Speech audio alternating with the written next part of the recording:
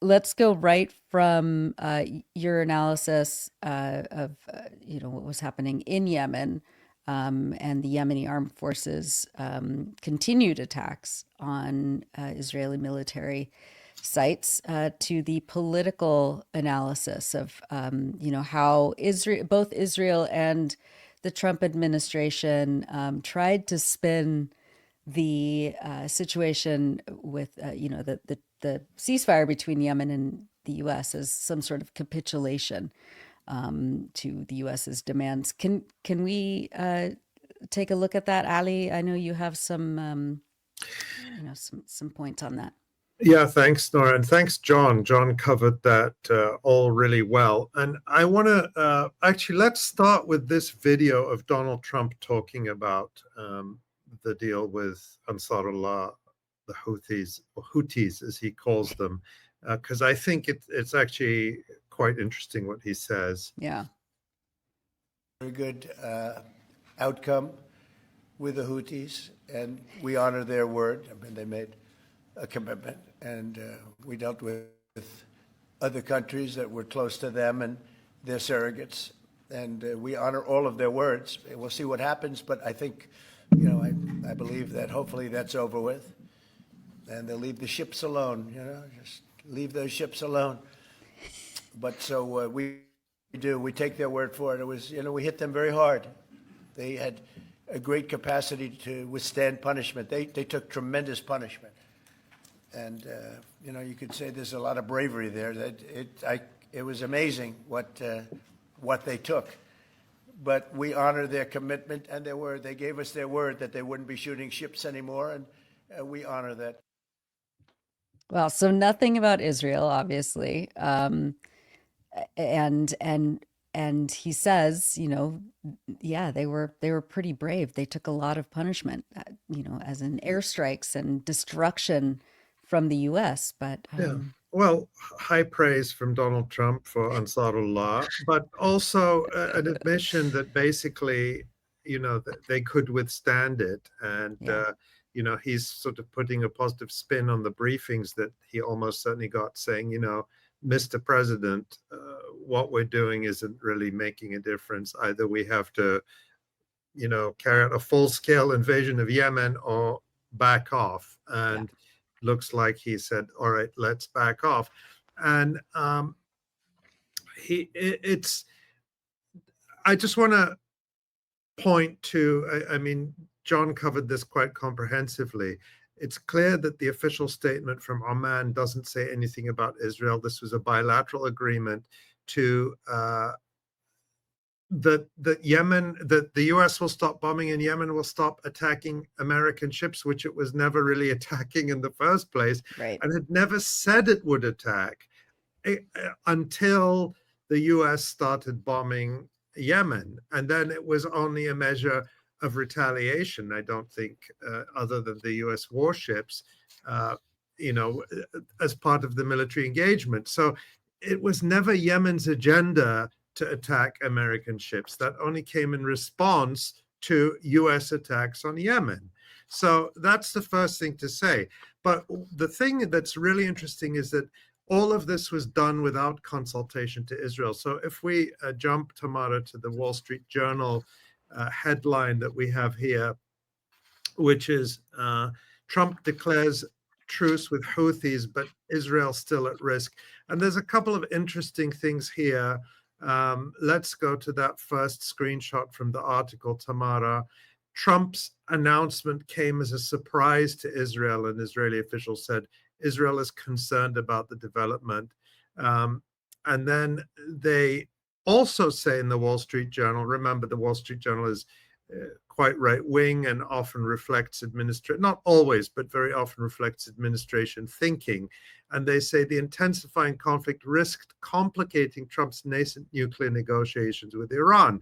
So what does that tell you? Trump wants the negotiations with Iran to succeed because the alternative, and he's talked himself into this, is war, a war which the US would not do well in, because if they cannot defeat the Houthis, if they cannot defeat Ansarullah, they cannot defeat Iran. I think that's clear and doesn't need a whole lot of elaboration. And they also say the lengthening US bombing campaign also raised the possibility that the White House would become ensnared in an open-ended forever war in a distant part of the globe as Trump prepared for a major trip this month to Saudi Arabia, Qatar, and the United Arab Emirates. And so what does that recall? That recalls the statements from J.D. Vance, the vice president, in that famous leaked Signal chat from a few weeks ago, where he was saying, this war isn't for the US, it's for Europe. Of course, we know it's for Israel, but not even J.D. Vance was willing to admit that in what they thought was a private Signal chat. And then let's jump to that second Wall Street Journal screenshot where they have a bunch of pro-Israel pundits speaking.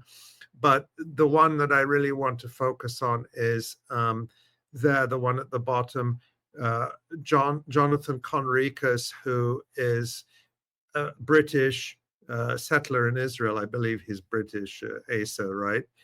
And I see John nodding, and who was a senior spokesperson for the Israeli military during this genocide. We remember him going and showing what purportedly were a few rusty weapons found in a hospital, probably belonging to the security team, and other stunts like that.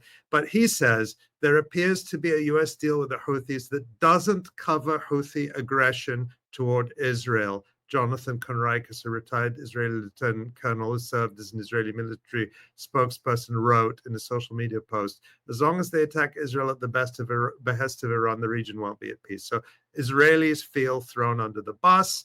And this is reflected in the Israeli media. We'll just look at this very quickly. An article from Chaim Levinson in Haaretz, headlined, sidelined in Iran talks and Houthi deal. Israel needs a breakthrough in Gaza to win a Trump visit. And then Chaim Levinson says, Prime Minister Netanyahu got another surprise on Tuesday from the Temple of America First. And that was, of course, the agreement between the US and Ansarullah.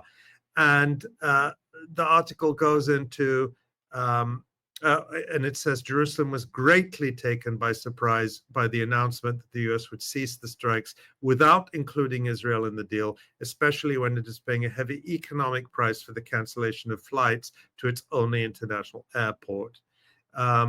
And similar from Amos Harel, again, these are all analysts who are sort of very close to the military intelligence establishment, reflecting, Israel's deep state, you could say. The headline from Amos Harel, Netanyahu can handle Trump's about-face on Yemen. A sellout on Iran will be much harder. So by sellout, they mean a deal. Like if there's a US-Iran deal reached, then that really puts Israel in the corner. And Harel says, this is the second time in a month that Trump has presented Prime Minister Benjamin Netanyahu with unwelcome news on short notice. Of course, the previous occasion in April was when Netanyahu learned in front of the TV cameras in real time about the US and Iran in direct negotiations over a nuclear deal. Minor point, a viewer points out that Jonathan Conricus is Swedish. I didn't know this. Oh, okay. But I just looked it up and yeah, he's... Okay, thank you. Thank you for that. I mistakenly thought he was British, as so many of these people are.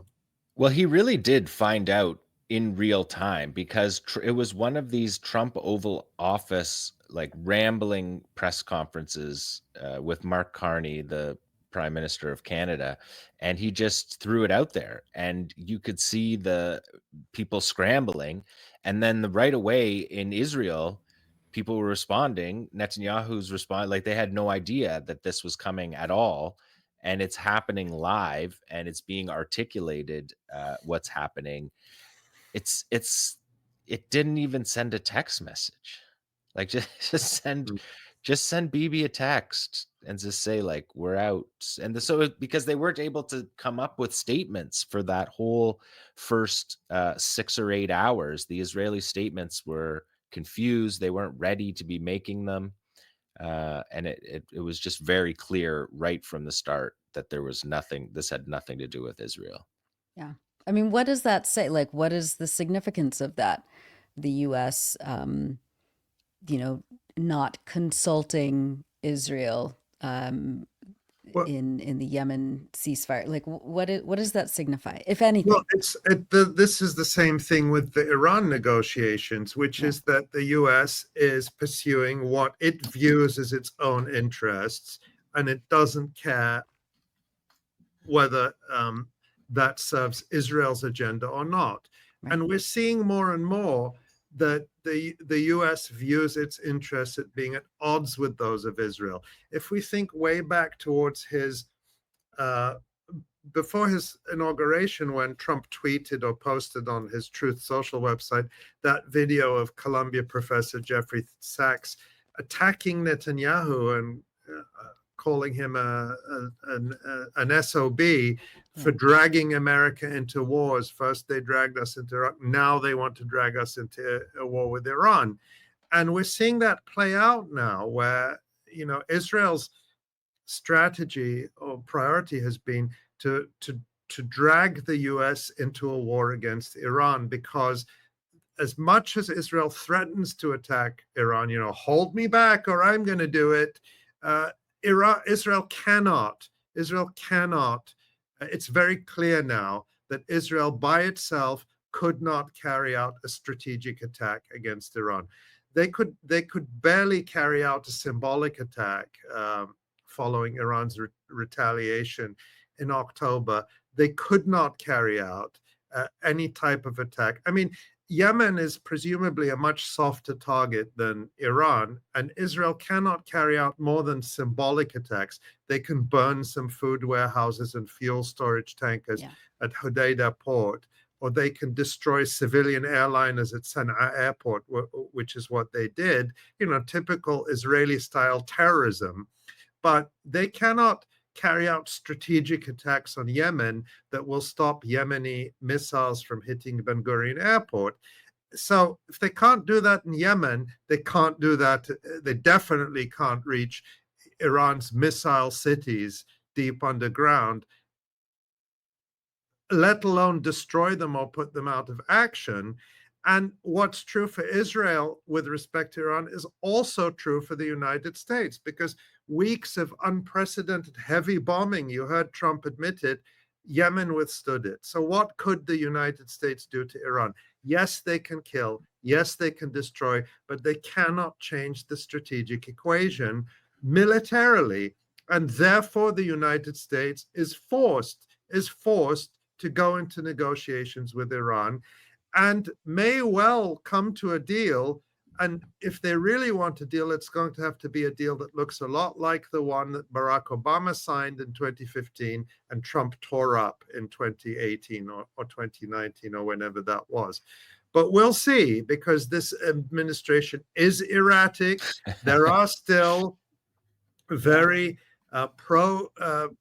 fanatically neoconservative pro-Israel elements high up in this administration who have an Israel first agenda, not an America first agenda, but an Israel first and only agenda. And they will be doing their best to derail the negotiations with Iran, and they'll be doing their best to derail any other initiatives that are not the ones Benjamin Netanyahu wants.